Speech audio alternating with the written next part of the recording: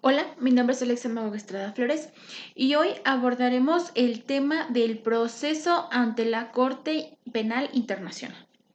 Comenzaremos por conocer que esta fue creada en la Segunda Guerra Mundial bajo una cooperación internacional en la que su finalidad era la prevención y sanción de delitos de genocidio, en donde la Corte Penal Internacional es quien juzgaría estos delitos. Esto puesto que la ONU, basándose en los principios de Nuremberg y los lineamientos del derecho internacional para la persecución de los delitos contra la paz y la humanidad. El Consejo de Seguridad de la ONU fue quien creó los tribunales penales internacionales para juzgar a los presuntos responsables por violaciones graves a los derechos humanos en la antigua Yugoslavia y Ruanda, dejando que las sociedades en transición pudieran administrar justicia por sus propios medios.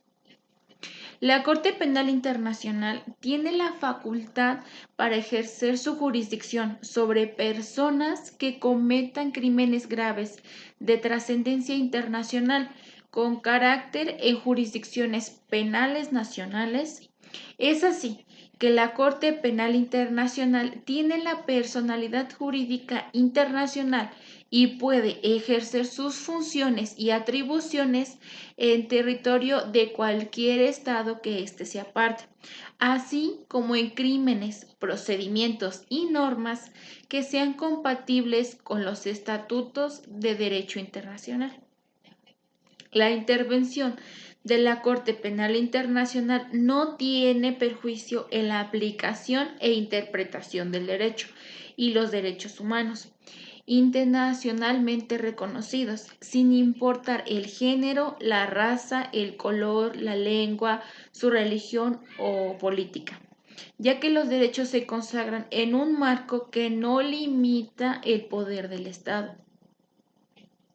El proceso judicial que la Corte señala contiene estas pautas para ser consideradas en el desarrollo del proceso judicial. La Corte Penal Internacional no procesa a menores de 18 años en la comisión de un delito. Antes que el fiscal investigue, se debe realizar un examen para obtener las pruebas suficientes, jurisdicción, gravedad e intereses de la justicia. En la investigación, el fiscal deberá recopilar y exhibir evidencia tanto incriminatoria como que lo pueda absolver. El acusado es considerado inocente hasta que se demuestre su culpabilidad. Durante todas las etapas de los procedimientos, el acusado tiene derecho a la información de forma que éste la entienda,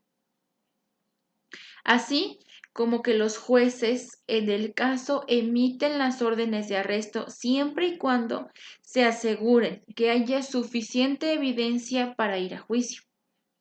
También, los jueces son quienes rinden la decisión sobre las apelaciones del fiscal y el defensor. Y por último, que si un caso se cierra sin un veredicto de culpabilidad, este podrá reabrirse si el fiscal presenta pruebas nuevas. El estatuto que guarda esta especial defensa es basada en los principios del derecho penal y los derechos fundamentales que se deben llevar durante el proceso, como lo son el nulo crimen y la pena sin ley, la retroactividad, la responsabilidad penal individual, la exclusión de procesar a menores de 18 años, la imprescriptibilidad, la presunción de inocencia y el derecho a una audiencia justa, imparcial y pública. Este proceso también contempla los derechos como son que nadie está obligado a declarar contra sí mismo ni a declararse culpable. Nadie será sometido de forma alguna a coacción o intimidación, amenazas o torturas, ni a ningún otro trato cruel o inhumano. Este es tener también un traductor en su idioma nativo para que éste entienda el proceso en todo momento. Nadie será sometido a arrestos o detención arbitraria. Y que antes del interrogatorio la persona tiene derecho a ser informado de los motivos de la investigación y detención, así como a guardar silencio y ser asistido por un abogado, ya sea por elección o de oficio. Un punto que es importante resaltar es que el estatuto de esta Corte es aplicable a todos por igual, sin distinción alguna de su cargo, inmunidades o procedimientos especiales, que conlleve a una persona a algún tipo de arreglo o que impida que la Corte ejerza su competencia sobre ella. Y las únicas excepciones serán demostradas que existe un padecimiento de alguna enfermedad o deficiencia mental o que fueron cometidas en defensa propia o bajo coacción. La Corte puede ejercer jurisdicción sobre el genocidio, crímenes de lesa humanidad, crímenes de guerra o de agresión. La Corte no tiene jurisdicción cuando o en asuntos donde el asunto es objeto de investigación o enjuiciamiento por el Estado, que esté competente para hacerlo, salvo que no esté dispuesto o no pueda hacerlo. También en asuntos en donde ha sido investigado por un Estado que tiene jurisdicción y aquel haya decidido de la acción penal, salvo que tampoco esté dispuesto o no pueda llevar a cabo la investigación o enjuiciamiento.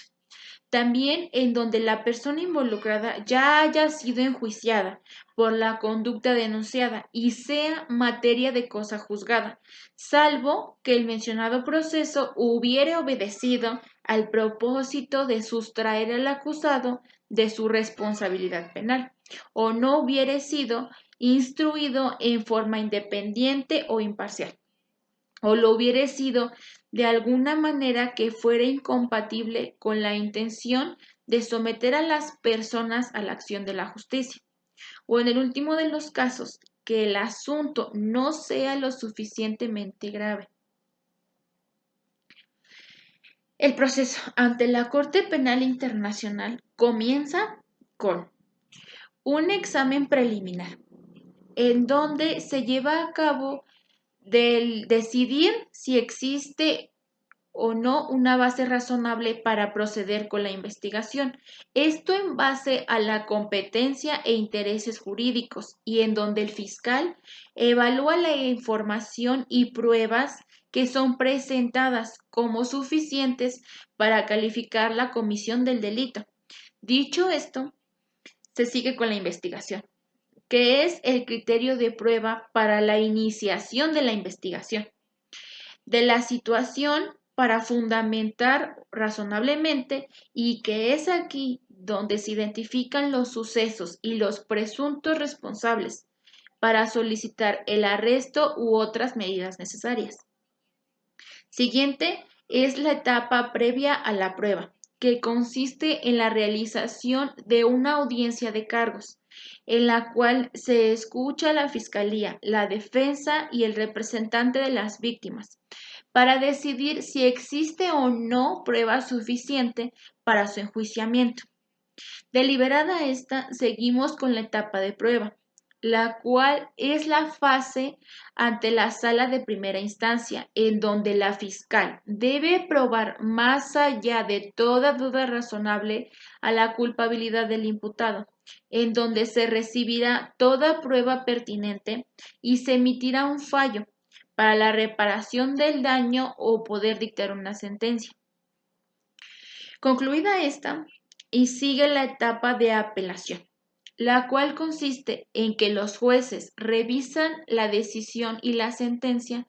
por existencia de vicios, errores o cualquier otro motivo que presuntamente afecte a la justicia o cause irregularidades en el proceso. Y se finaliza con la aplicación de la pena, donde procede el perjuicio de la aplicación de la pena por los estados y la legislación nacional, así como para la no aplicación de penas ya prescritas. Dicho esto, y para concluir, la Corte Penal Internacional busca garantizar la protección de los derechos humanos dentro de los procesos penales de carácter internacional, donde el Estado o las autoridades no han ejecutado las medidas y soluciones suficientes para salvaguardar la integridad de las víctimas, en donde la Corte se dirige a conocer de los procesos de genocidio, crímenes de lesa humanidad y crímenes de guerra y o agresión, en donde los estados no quieren o no pueden investigarlos. Esta Corte busca erradicar la impunidad en estos casos a través de la justicia penal internacional, ya que tiene como prioridad el investigar y castigar a los responsables por sus crímenes y ayudar a las víctimas, así como prevenir que ocurran futuras violaciones de estos derechos.